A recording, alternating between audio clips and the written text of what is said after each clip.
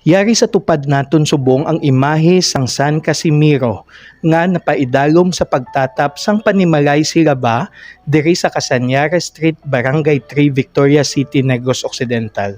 Sadtong antes pagyera, ini nga imahe ginbilin sa kay Cesar Silaba nga amo ang baryo kapitan sang baryo estado kag sa iya tiayon nga amo si Lolita Silaba sa pagtatap sang sining imahe halin sa kay Doña Jesusa Lacson. Natapos ang gira hasta nagid karon, ini nga imahe nagpabilin na sa Panimalay Silaba. Ini nga imahe ginapatihan nga mayara na sang 274 years ang iya edad.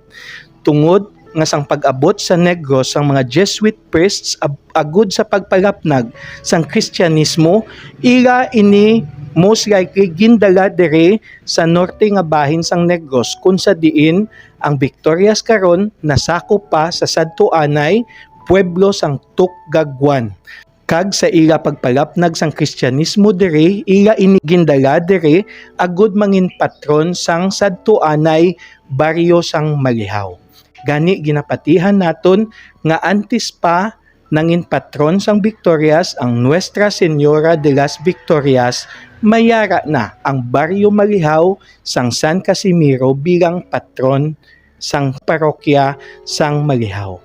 Ini nga imahe ato na karon ginakabig nga pinakaimportante nga religious heritage sang syudad sang Victorias. Dako gid ang aton pagpasalamat sa Panimalay Silaba sa kay Kapitan Roy Flores sang Barangay 3 sa ila wala pagdalok sa pagpakita kag pag-share sa aton sang istorya sang ila nga imahe sang San Casimiro diri sa Victorias karon.